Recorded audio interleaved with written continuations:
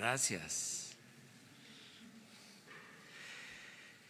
Bueno, terminamos la semana. Vamos hoy a Mérida, a Yucatán. Vamos a reunirnos con 8 gobernadores para firmar un convenio y mejorar el sistema de salud pública en estos 8 estados. Desde luego es un plan general que incluye a las 32 entidades federativas del país, es decir, es para todo México el mejorar el sistema de salud pública, pero vamos a hacerlo paulatinamente para hacerlo bien, que realmente haya un cambio por la situación tan lamentable en que se encuentra el sistema de salud pública en la actualidad. Vamos a trabajar primero con 8 estados, se van a federalizar los servicios de salud en 8 estados, cada 6 meses se van a incorporar 8 estados más, de modo que este año es para 16 estados, el año próximo otros 16, y en 2 años vamos a tener un nuevo sistema de salud pública. El convenio significa que los estados trasladan los servicios de salud a la federación. Se va a hacer cargo la federación de todo el sistema de salud. Se integra todo el sistema de salud. Uno de los problemas actuales es la fragmentación, la desintegración del sistema de salud. Se los comentaba en una ocasión, tienen responsabilidad los estados, el gobierno federal, y en el gobierno federal la Secretaría de Salud, el ISSSTE y el Seguro Social. Y ahora lo que queremos es integrar los sistemas de salud y comenzar dando atención especial a la población que no tiene seguridad social, a los que no son derechohabientes. Estamos hablando de más de la mitad de la población que no tiene seguridad social, y coincide que es la población más pobre. Entonces se va a garantizar atención de primer nivel en centros de salud, en unidades médicas del Seguro Social, atención de segundo nivel, es decir, hospitalaria, en clínicas de la Secretaría de Salud, de los gobiernos estatales, y en las clínicas del ISSSTE y del Seguro se van a atender emergencias, independientemente si son o no son derechohabientes. Y esta red de atención va a incluir el que podamos trasladar pacientes a los institutos de salud, del país. Todo esto se está haciendo en acuerdo con los gobiernos estatales. Estoy llamando a la participación, sé que vamos a contar con ellos, a los médicos, a enfermeras, a todo el personal del sector salud, porque ellos han estado cumpliendo con su responsabilidad y muchos, no pocos, lo están haciendo como trabajadores eventuales por contrato, que es algo que también se va a regularizar paulatinamente, porque estamos hablando de alrededor de 80,000 trabajadores eventuales. Hay quienes trabajan por honorario, por contrato, desde hace 20 años. Vamos a regularizar la situación de estos trabajadores poco a poco, de acuerdo a la disponibilidad de recursos, pero la idea es mejorar el sistema de salud. Hay un fondo de salud de 90,000 millones de pesos que se va a emplear con este propósito. Para estos primeros 8 estados va a haber una inversión adicional de cerca de 25,000 millones de pesos. A los 6 meses, a mitad del año próximo, van a entrar 8 estados más y se les va a destinar una cantidad similar. Mientras estamos trabajando en el plan modelo en 8 estados del sureste, se va a continuar dando el servicio como siempre en el resto del país. Pero estamos conscientes de que no se está dando un buen servicio de salud. Por eso esta intervención. Quería informarles para que se sepa que vamos a atender este problema que le preocupa mucho a la gente. Nada más les doy el dato. Cuando se hizo la última consulta sobre los programas prioritarios, el programa que obtuvo más votación fue el de mejorar los servicios de salud.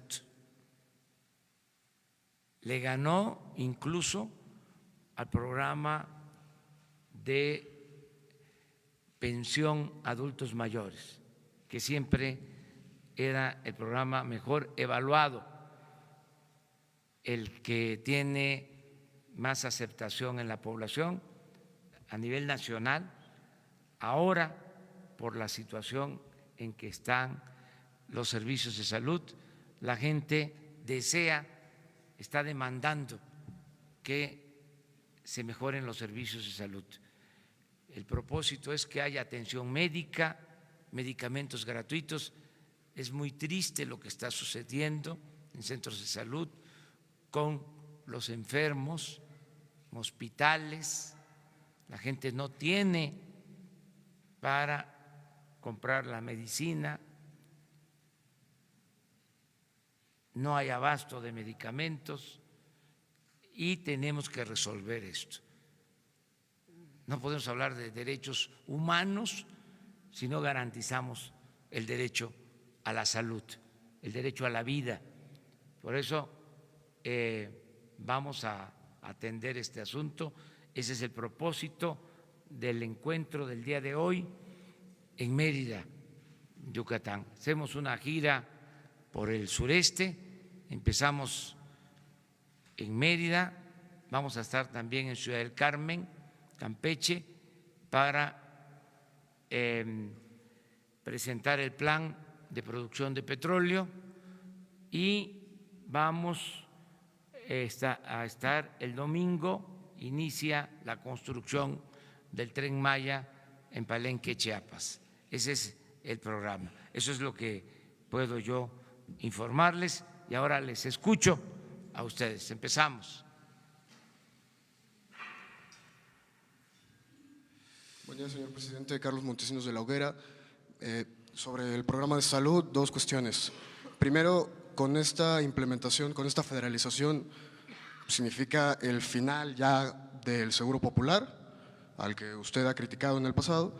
Y segundo, hace unos días el gobernador Enrique Alfaro de Jalisco entregó el avión que era usado para el mandatario estatal a los servicios de salud del Estado para que fuera utilizado como ambulancia aérea. ¿Usted considera una medida así para la flotilla presidencial que usted también va a vender? Gracias. Sí, bueno, en el primer caso sobre el sistema de salud actual, el llamado Seguro Popular, es evidente que no ha funcionado, que ni es seguro ni es popular y va a ser sustituido por un sistema de salud pública que garantice atención médica de calidad y medicamentos gratuitos. Es un nuevo plan de salud, pero esta sustitución se va a ir dando poco a poco, es un proceso. Los que tienen este seguro popular, aún no siendo atendidos como merecen, van a seguir incorporados al programa, es decir, no se quedan sin atención médica. Continúa el programa hasta que entre en funciones el nuevo plan de salud. Acerca de utilizar los helicópteros o aviones de ambulancia, ya lo hemos dicho, son los únicos aviones y helicópteros que van a quedar en el gobierno, los que se utilicen para la seguridad pública, los que se utilicen para ambulancias, en el caso de salud, y los que tengan que ver con la atención de desastres, todo lo que signifique apoyar a afectados por inundaciones, en el caso de temblores, de terremotos, para eso se va a utilizar la flotilla de aviones y de helicópteros.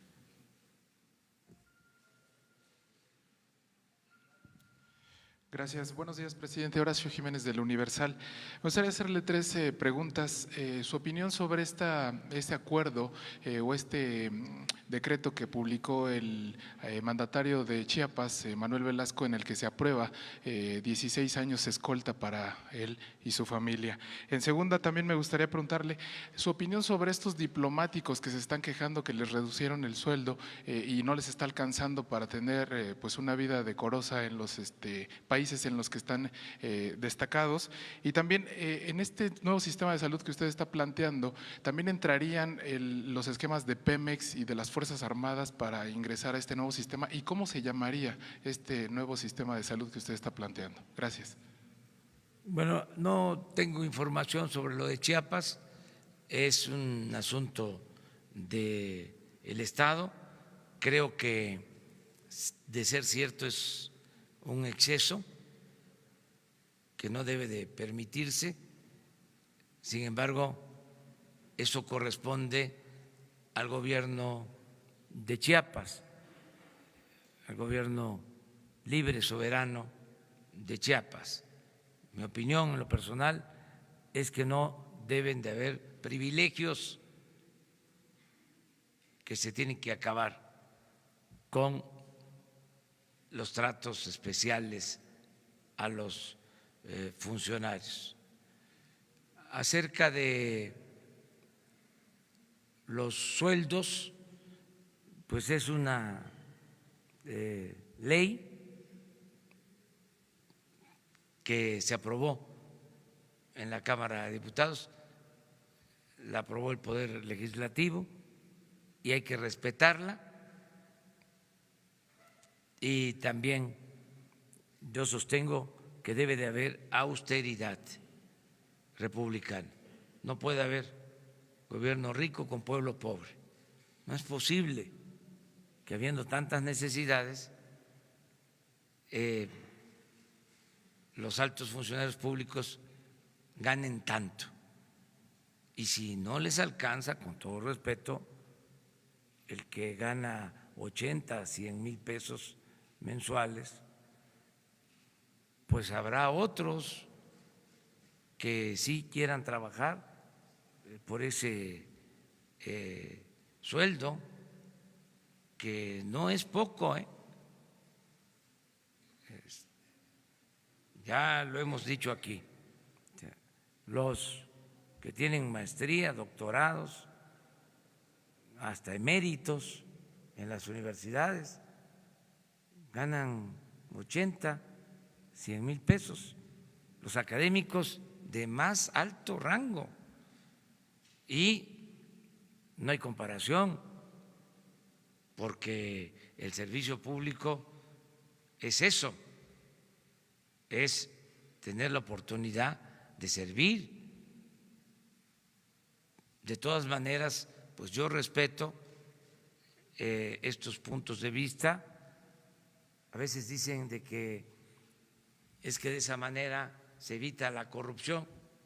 Pues no, no es un argumento de peso.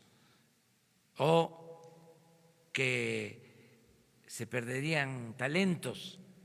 Hay mucha gente talentosa que no está ganando esos sueldos. Pero somos libres y qué bueno que se está ventilando todo este asunto. A mí me importa mucho el que podamos otorgar 300,000 becas a estudiantes pobres de universidades, de 2,400 pesos mensuales por beca. Entonces, ¿cómo los sueldos tan elevados? ¿De dónde va a salir el dinero para las becas?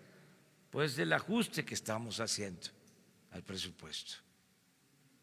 Eso es lo que se debe de ir entendiendo poco a poco, ¿no? Me preguntaste otra cosa. Perdón, lo de Pemex. Sí. Pemex y Fuerzas Armadas. Sí, van a incluirse, pero de manera solidaria, sobre todo en casos de emergencia. Ahí la atención es universal, la atención a la salud.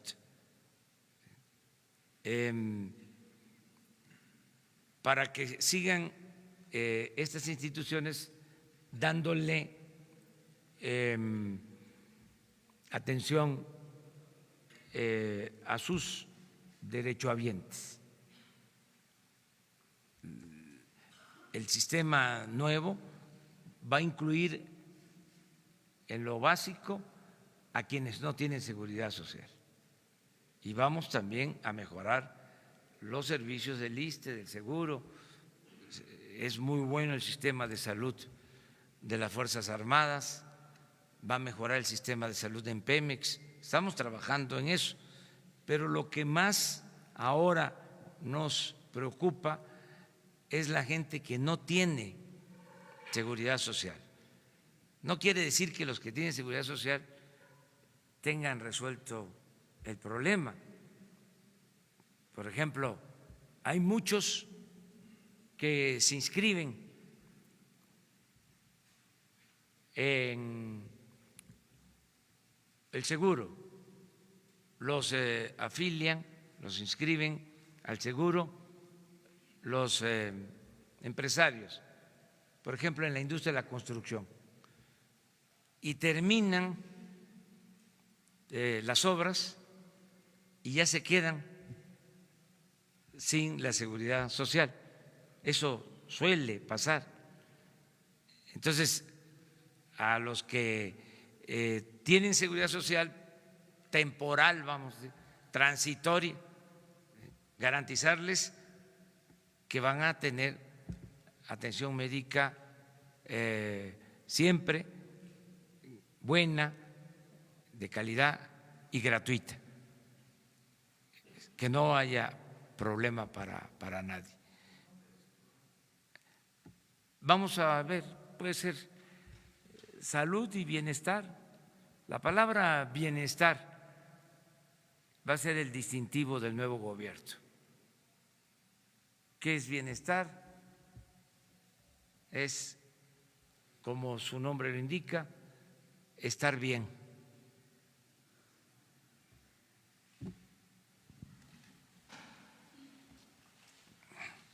Es que ahora ya vamos, siempre empezamos con las mujeres, ahora empezamos con dos compañeros. Hola, buenos días. Isabel González de Grupo Imagen. Para preguntarle cómo ha sido en estas ya 2 semanas el trabajo de los empleados de confianza en los días sábado. Esto es, si esta medida ya se implementó durante la campaña, lo había señalado. Y preguntarle también, presidente, si va a acudir el próximo domingo a entregar al triunfador de la Liga MX el trofeo de este partido clásico capitalino en este sentido, y si nos pudiera adelantar cómo van a estar estas prácticamente 2 semanas últimas del año en términos de la agenda del presidente, tomará descanso, no tomará descanso, y cuáles son las giras que vienen. Gracias. Bueno, están participando todos los servidores públicos de confianza, como se les conoce, todos los días. Hoy, claro que es día de labores, pero desde antes de las 6 de la mañana estaba en la reunión la secretaria de Gobernación, el secretario de Seguridad Pública, el secretario de la Defensa, el secretario de Marina, ahí llevo 4,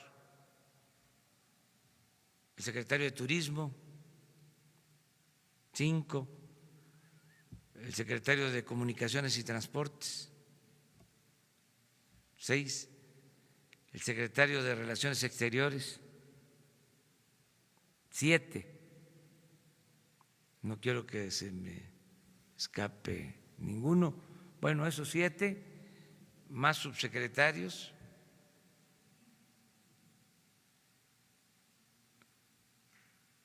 hoy por la mañana, que vimos varios temas desde muy temprano. Mañana pues me acompañan los que tienen que ver con el sector energético. Bueno, hoy el secretario de Salud, el director del ISSSTE, el director del Seguro, mañana los del sector energético, el domingo va a Comunicaciones, va a Turismo y otros funcionarios. Estamos trabajando todos los días. No calentó mucho el juego de ayer.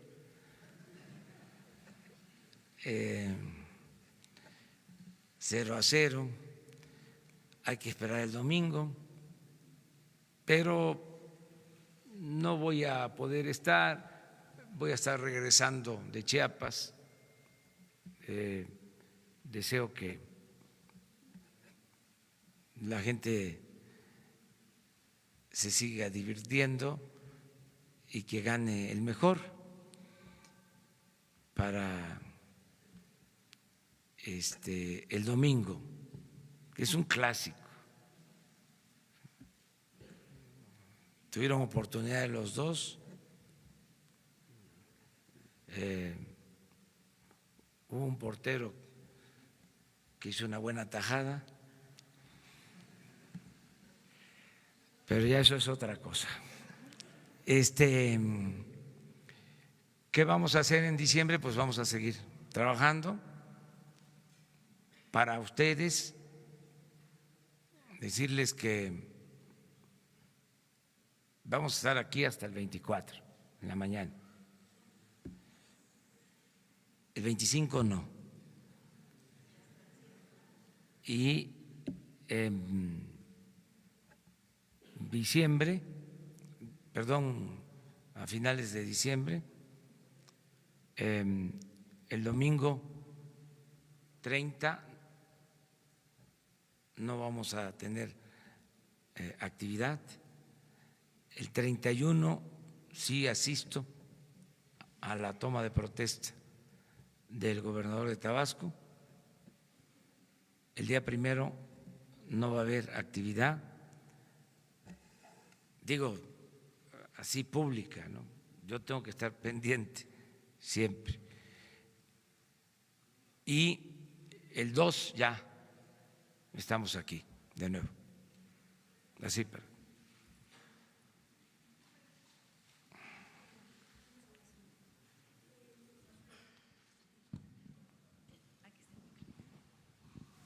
Buenos días, Nadia Sanders de México.com. Señor, me llama la atención que va a iniciar el proyecto del Tren Maya este fin de semana y preguntarle si ya hicieron las consultas a las comunidades indígenas que por constitución se tienen que hacer y conocer si ya hay un dictamen de impacto ambiental, ya que es una zona selvática, obviamente. ¿Cómo se puede consultar este dictamen de impacto ambiental? ¿Cuáles serían las labores de mitigación? En materia de salud, el programa que presenta es cierto, una de las demandas más importantes, los servicios de salud. Exactamente, ¿solo va a requerir de un convenio con gobiernos estatales o va a requerir de reformas? ¿De qué leyes, de qué tipo de leyes, de qué ordenamientos y de qué nivel? ¿Se van a destinar, el gobierno federal va a manejar los recursos con los que hoy cuentan los estados para prestar los servicios de salud?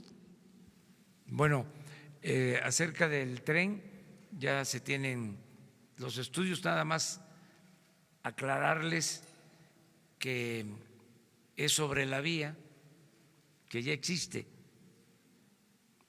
no es comenzamos en Palenque, Tenosique, Escárcega, ese tramo pues se construyó desde el gobierno de Miguel Alemán, poco antes, o sea, ya existe.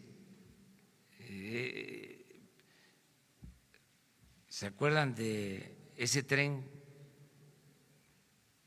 que tiene un nombre? Pues por ahí pasa, es el tren de carga. Además que ahora esa vía, ese derecho de vía se va a utilizar para el Tren Maya. Acerca de el programa de salud, sí, los recursos, sí, pues es que es una vía en funciones. no se va a tirar un solo árbol, es en el terraplén de donde está la vía que se va a construir, básicamente. Los recursos que reciben ahora estos estados se van a federalizar, ese es el convenio,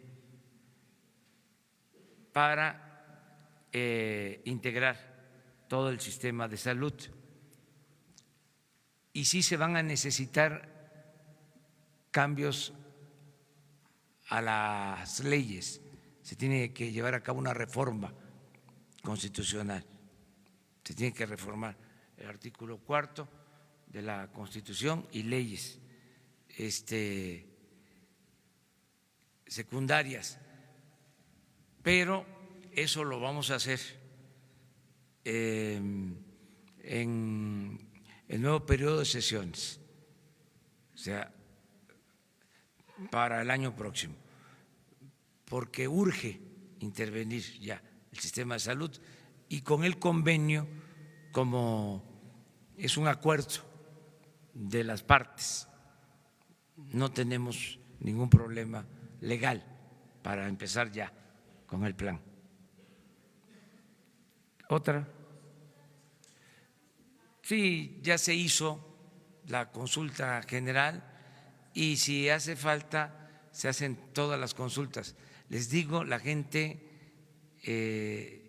quiere que se lleven a cabo estas obras.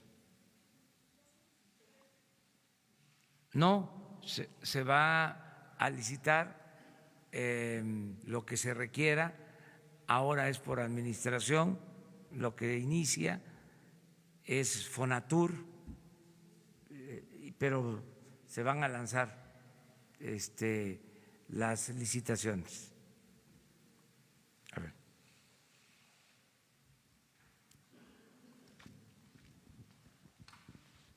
Buenos días, presidente. Daniel Blancas, de Crónica. Usted ha dicho que la corrupción, en el tema de la corrupción, la voluntad y el ejemplo cuentan. Pero bueno, en el sistema de salud es mucho el recurso que se maneja. Usted ya de entrada está hablando de 115,000 millones de pesos. Me imagino que en todo el sistema a nivel nacional hay más dinero. Pero ¿cuáles son los mecanismos o los instrumentos que el gobierno federal implementará para evitar que la corrupción se filtre en este nuevo sistema? Porque ya hay indicios de que en anteriores administraciones pues la salud era de los más golpeados en el tema de la corrupción. Esa es una pregunta. Y la segunda, también usted ha sido en otras ocasiones cauto respecto a la población, ha temperado los ánimos, lo hizo desde 2006, cuando los ánimos estaban muy caldeados. Ahora han empezado las protestas fuertes, principalmente contra el Poder Judicial. Ayer hubo botellazos, digamos los ánimos calientes. ¿Cuál es el mensaje que usted le da al pueblo para, en todo caso, mantener la calma respecto a las protestas hacia el Poder Judicial?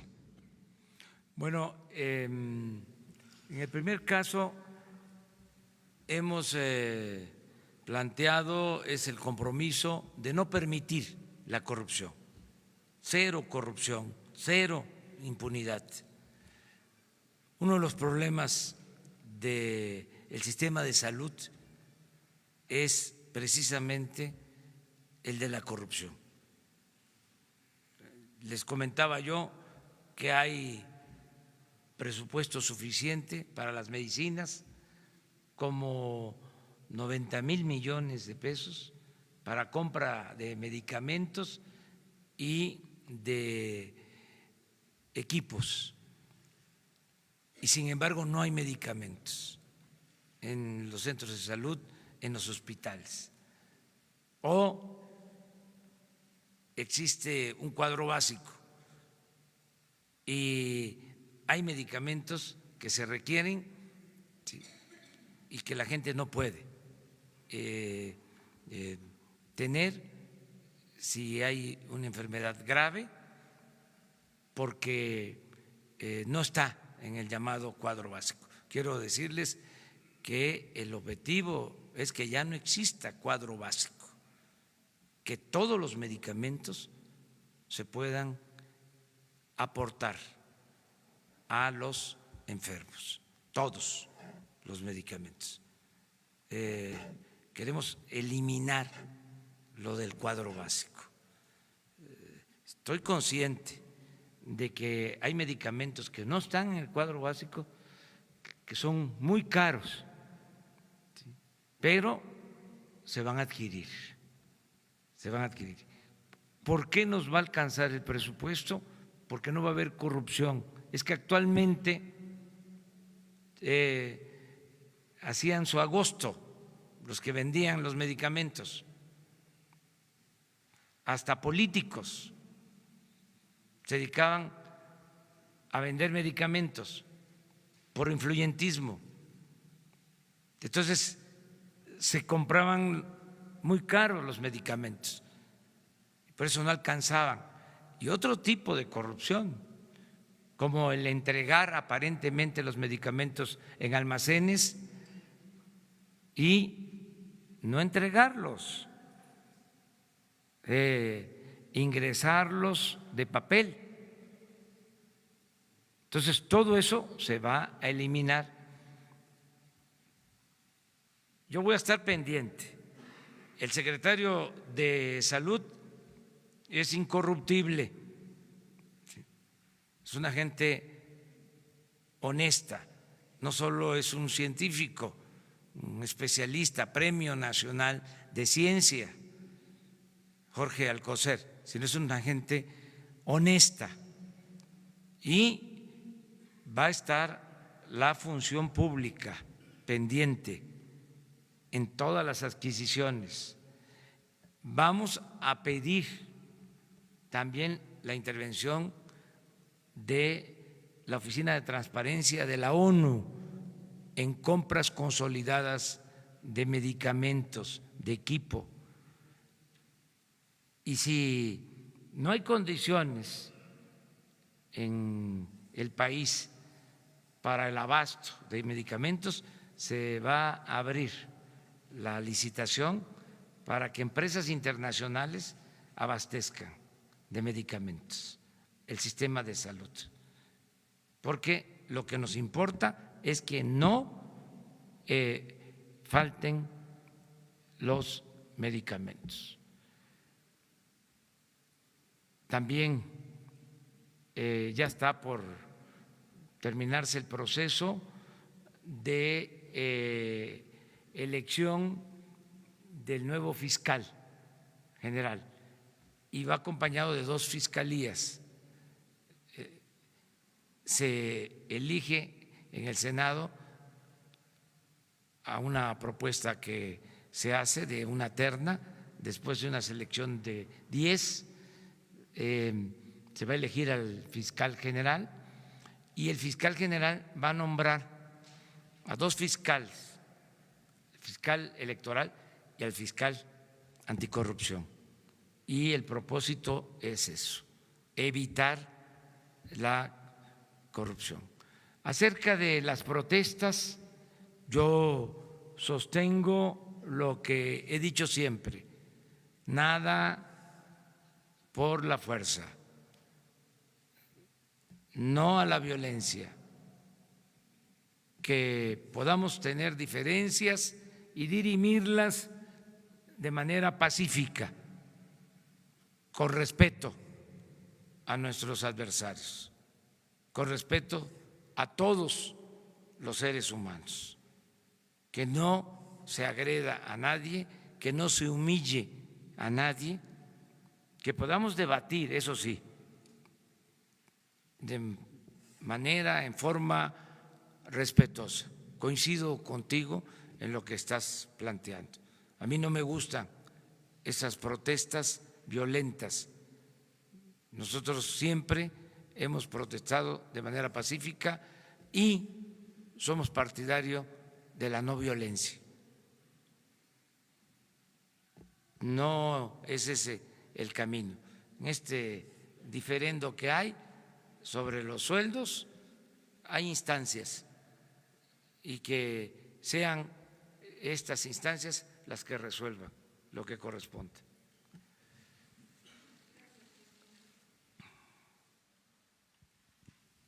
Buenos días, Nancy Rodríguez del sitio Oro Sólido en Redes. Retomando lo del tema de salud, señor presidente, ¿cómo va a enfrentar su gobierno al cártel de la comida chatarra en las escuelas? Se ha intentado en otras administraciones deshacerse de ellos y siguen vendiendo refrescos, papitas y bueno, pues esto ha provocado diabetes infantil, hipertensión infantil y obesidad en los niños mexicanos. ¿Cómo va a ser su gobierno, señor presidente? Gracias. Estos son temas que vamos a ventilar, que vamos a tratar entre todos los mexicanos. No vamos a ocultar nada y vamos a facilitar el diálogo y el debate sobre estos temas. Nosotros tenemos que cuidar la salud de los mexicanos y de manera especial la salud de los niños. Tenemos un problema grave de diabetes en el país y de enfermedades que tienen que ver, entre otras cosas, con los malos hábitos de alimentación. Entonces, todo esto se tiene que atender. Yo les recuerdo que fui electo con el apoyo de los ciudadanos, me debo nada más al pueblo, es el soberano que respeto, es mi amo, el pueblo de México. Entonces, todo lo que afecte la salud se va a corregir. Desde luego, lo tenemos que hacer escuchando a todos, sin imposiciones, pero que entre todos decidamos qué es lo más conveniente en cuanto a esto.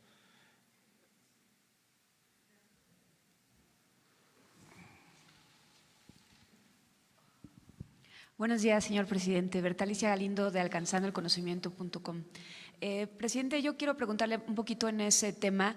La parte del cáncer, la diabetes está aumentando y con este plan de salud, ¿cómo va a emplear a los científicos?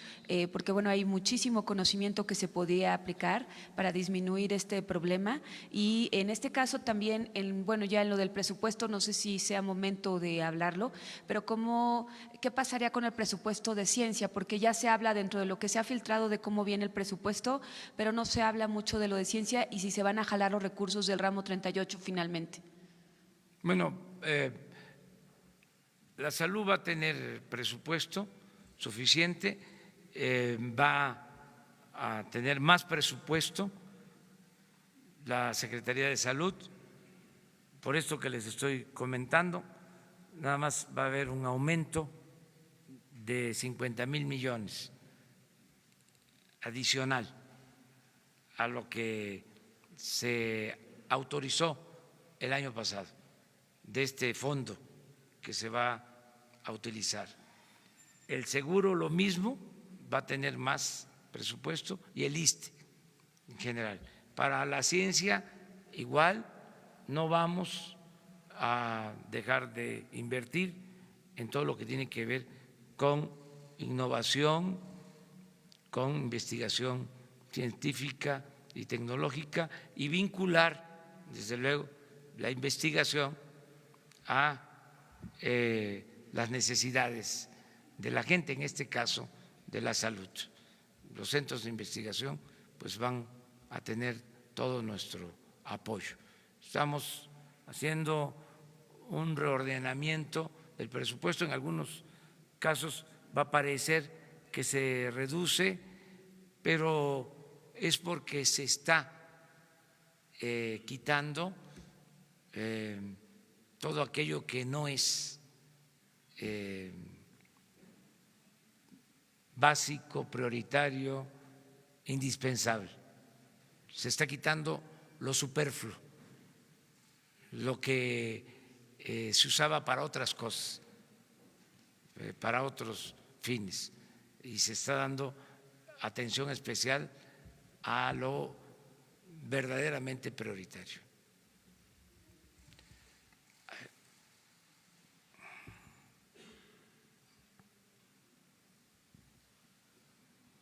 Tres. Señor presidente, buenos días. Es que es viernes hoy.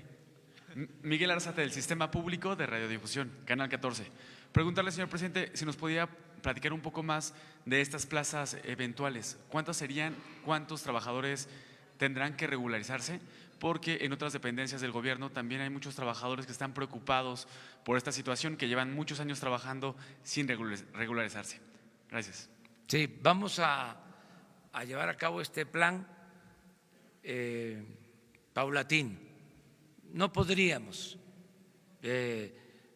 basificar a todos los eventuales o a los que están por honorario. No tendríamos presupuesto para eso.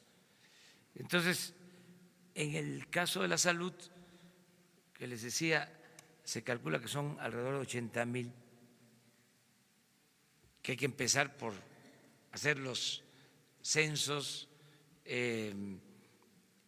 tener una sola información, una sola nómina,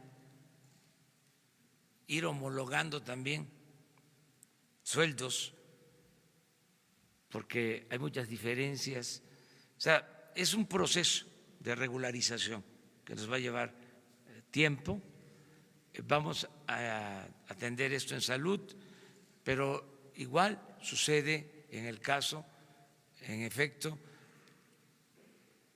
en la educación, por ejemplo, maestros federales, maestros estatales,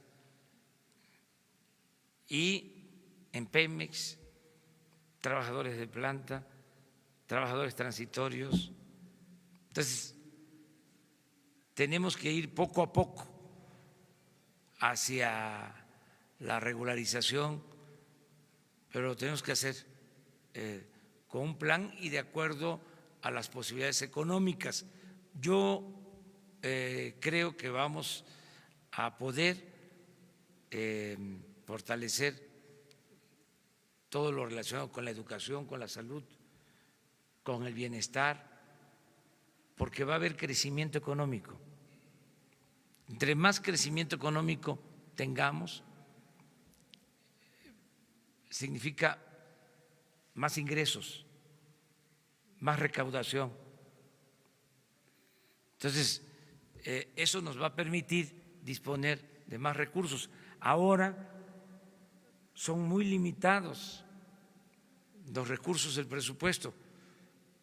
Es bastante el presupuesto, son más de 5.500.000.000.000, pero todo está comprometido. Les decía yo, para pago de servicio de deuda, 600,000 millones. La transferencia a estados y municipios, como 1.200.000 millones.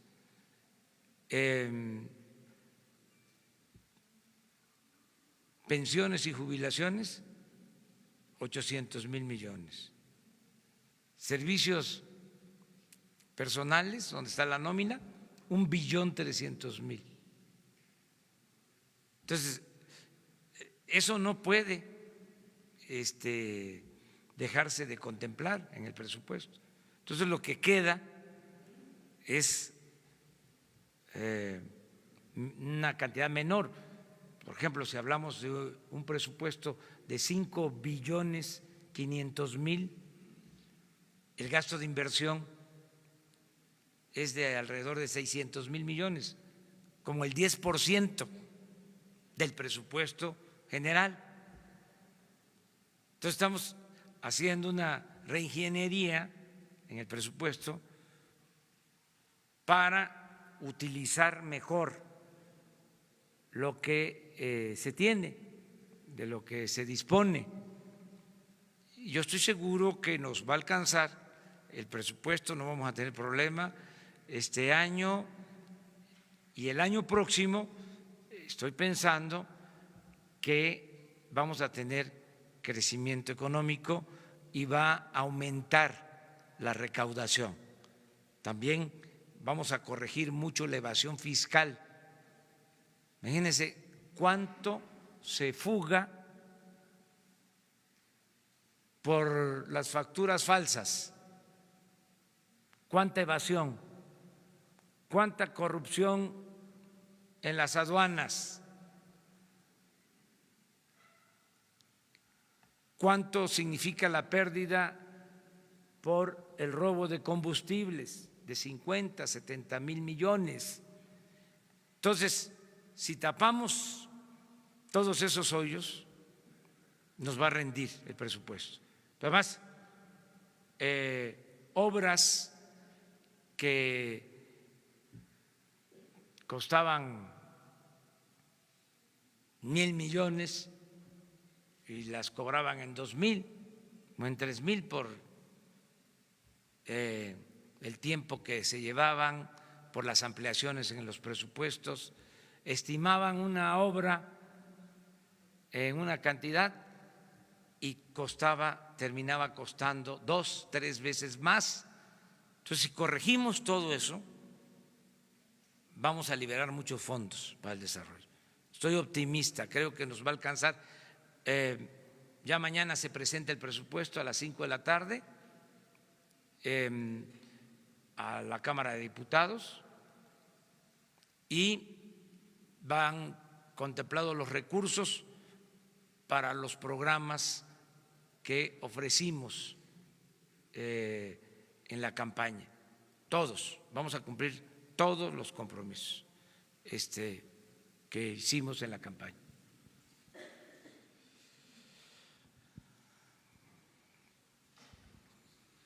Buenos días.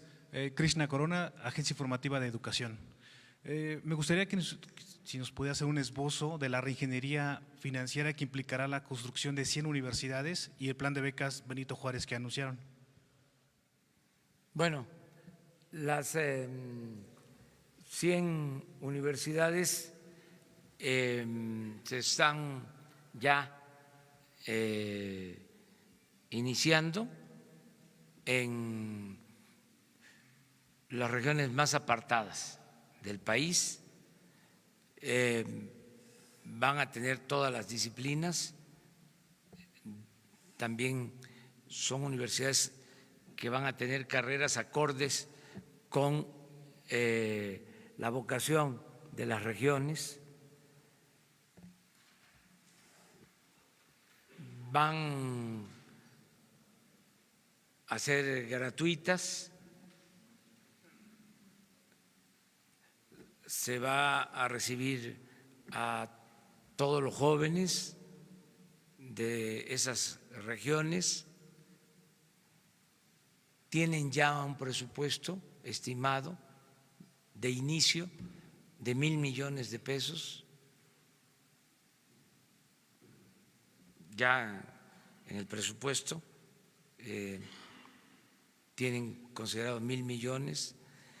Ya de las 100 hay más de 50 que tienen terrenos donados por ejidatarios, por comuneros, por pequeños propietarios. El martes próximo les invito, porque sí, creo que el martes vamos a ir a Hidalgo, vamos a iniciar el plan de las 100 universidades en lo que fue el MESHE, porque se va a reabrir el MESHE. Fue un compromiso. O sea, el martes inicia próximo voy a Hidalgo y ahí se presenta el plan de las 100 universidades. Es una escuela normal, la del MESH.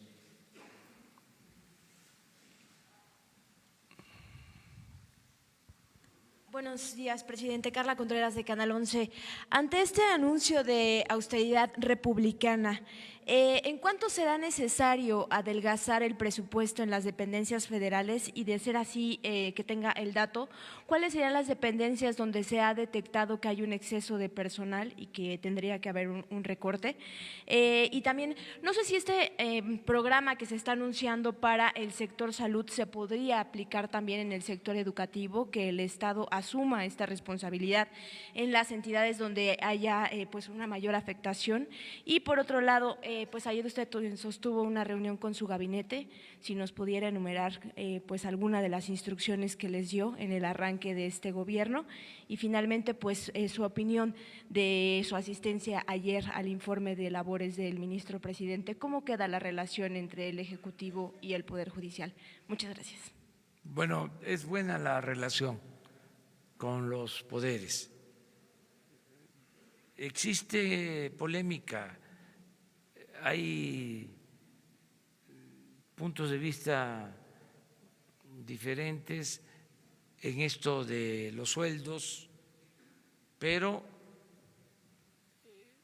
se mantiene el compromiso, es nuestra convicción de respetar la independencia de los poderes.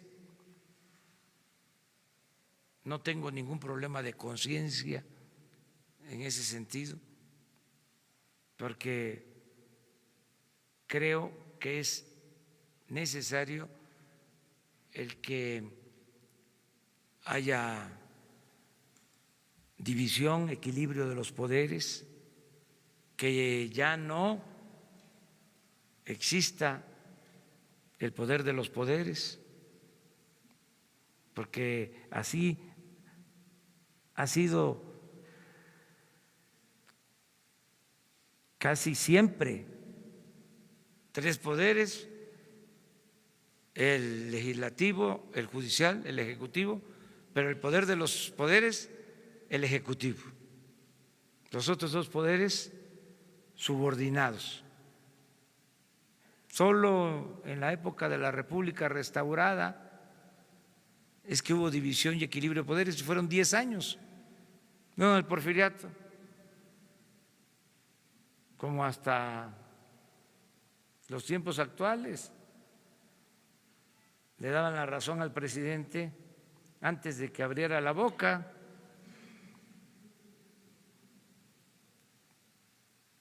Eran poderes subordinados. Entonces estamos en una etapa nueva, ¿sí? Y si trabajamos de manera conjunta, en forma respetuosa, va a ser un gran cambio, algo nunca visto. Se llegaba al extremo de que el presidente de la Corte tenía una red, un teléfono donde recibía llamadas del presidente de la República, siendo un poder autónomo, independiente. Eso se acabó. Entonces, es un proceso muy importante el que estamos viviendo, y es buena la relación. Por eso asistí el día de ayer. Desde luego no podemos coincidir en todo, pero podemos dirimir nuestras diferencias con urbanidad política y con respeto, que es lo que vamos a hacer. La reunión de ayer con los miembros del gabinete fue para seguir trabajando de manera coordinada, en conjunto. Vamos bastante bien. Se está integrando o terminando de integrar el equipo con gente muy buena, y sentimos que van a salir bien las cosas. Una más. Federal, presidente, las principales dependencias en donde… Casi todas en ajustes, sobre todo en lo que tiene que ver con estructuras administrativas duplicadas, oficinas no necesarias. Por ejemplo, ya no va a haber oficinas en el extranjero, oficinas del gobierno. Había un programa que se llama ProMéxico, o se llamaba ProMéxico. Tenía 60 oficinas en 60 ciudades del mundo y otras dependencias que también tenían oficinas en el extranjero. Ahora nada más van a estar, desde luego, las embajadas y los consulados. Y todo el gobierno está haciendo un esfuerzo, considerando que la austeridad no es un asunto administrativo, lo he dicho siempre, es un asunto de principios. Ayer la licenciada Olga Sánchez Cordero, por ejemplo, presentó su informe, 30% menos en gastos de estructura y de mantenimiento y operación de la Secretaría de Gobernación.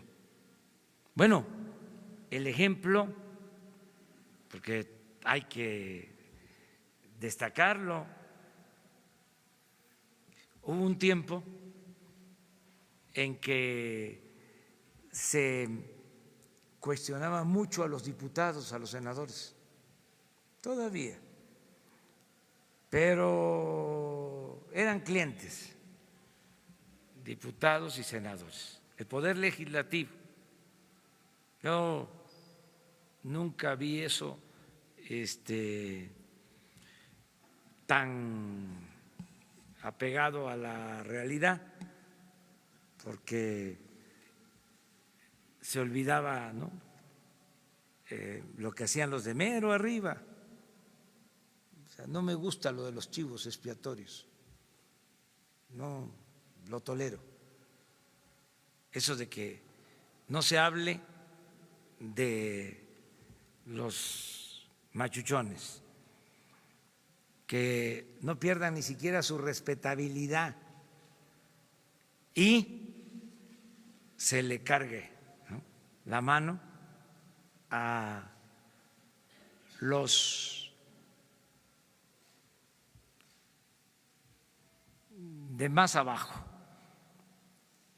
Pero ¿qué podemos destacar ahora de las cámaras como algo bueno? ¿Saben cuánto es la disminución del presupuesto en la Cámara de Senadores, en la Cámara de Diputados? 20% en términos reales. Eso es algo extraordinario, lo tengo que reconocer. Más que ellos no lo dicen, deberían de estarlo informando. ¿Cuánto fue el presupuesto autorizado para la Cámara de Senadores y a la Cámara de Diputados en 2018 y cuánto va a ser ahora? Y es una disminución importante y todos están haciendo un esfuerzo, todos están haciendo un esfuerzo de austeridad. Esto fue un avance porque parecía que el gobierno estaba ensimismado y que más presupuesto para sueldos elevados, para oficinas de lujo. Todavía hay oficinas en Paseo de la Reforma, hay oficinas para atender a los pobres de lujo. que ¿cuándo va a llegar? Un pobre, una gente indígena, digo, un indígena, ¿sí?, una gente humilde, una oficina, ¿sí?, y ahí están los servidores públicos para atender la pobreza. O la salud, edificios lujosísimos, pues ahí se va todo el dinero, por eso no hay para las medicinas en los hospitales. Entonces todo esto va a terminar. Uno más. A ver, ella. Presidente, buenos días, Michelle Mejía de Multimedios. Preguntarle sobre este conflicto en la Universidad de la Ciudad de México.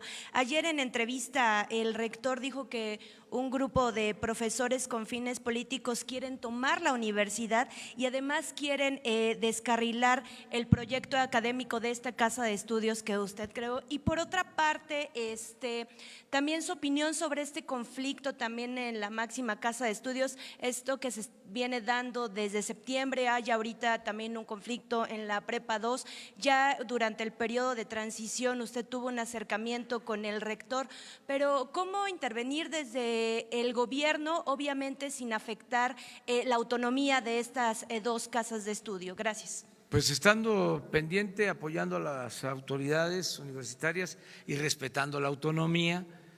Yo creo que en los centros de estudio de nivel superior, en las universidades, pues hay mucho talento, hay mucha inteligencia y se llega a acuerdos siempre. No hace falta el tutelaje externo. Yo he venido observando lo del conflicto en la UNAM y siento que se ha estado manejando bien por parte de las autoridades universitarias y también los jóvenes se acuerdan de que se pensó de que los jóvenes iban a levantarse en contra de las autoridades universitarias por estos lamentables hechos de porrismo.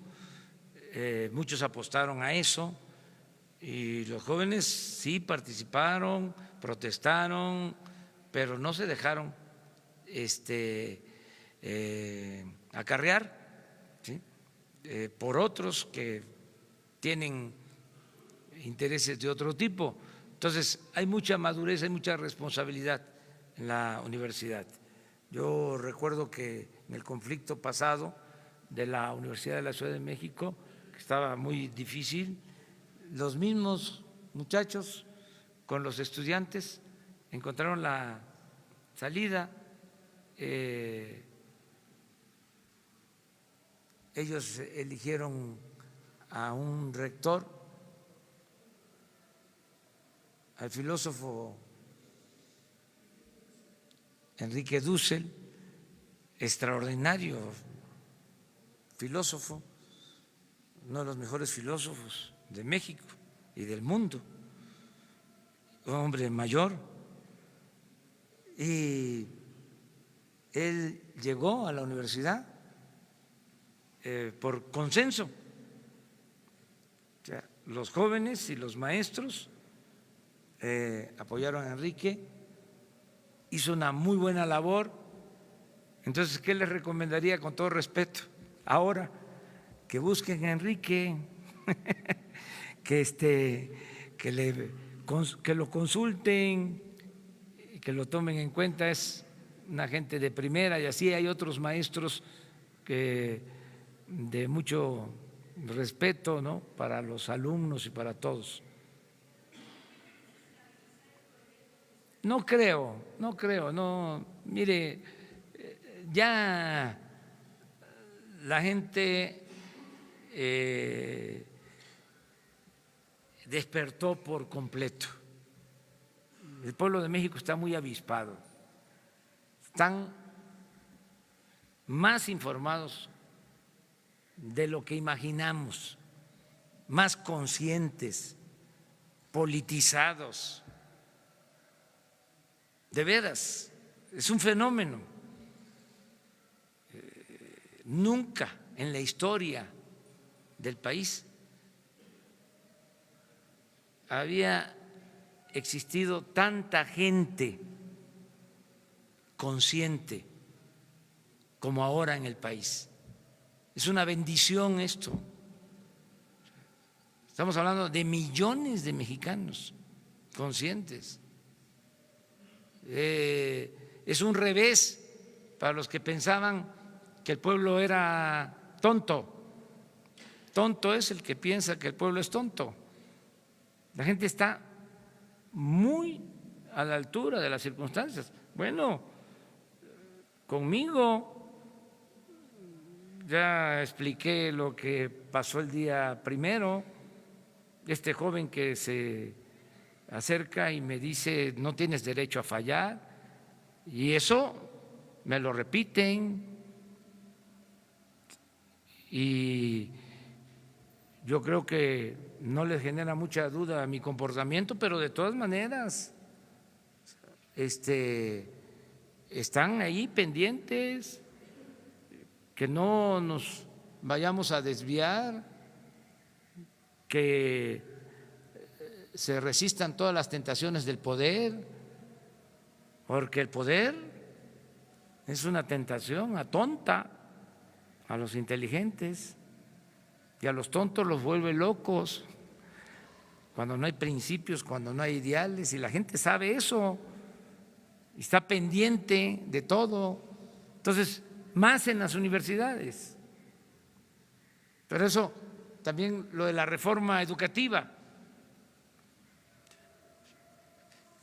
Los maestros, ellos mismos se capacitan, están actuando de manera consciente, siempre lo han hecho. Es cosa de hacer una convocatoria generosa, un llamado generoso a que todos hagamos lo que nos corresponde para lograr la transformación del país, y la gente está a la altura de las circunstancias. Ese es un buen momento para México, es un cambio importantísimo, un cambio de mentalidad, que es lo más difícil de conseguir. Muchas veces hay revoluciones y la gente sigue pensando igual.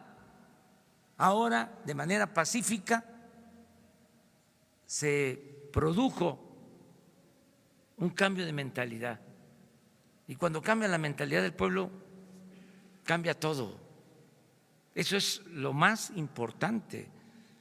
Por eso no debemos de preocuparnos. Hay problemas, pero tenemos como elemento bueno este cambio de mentalidad de los ciudadanos.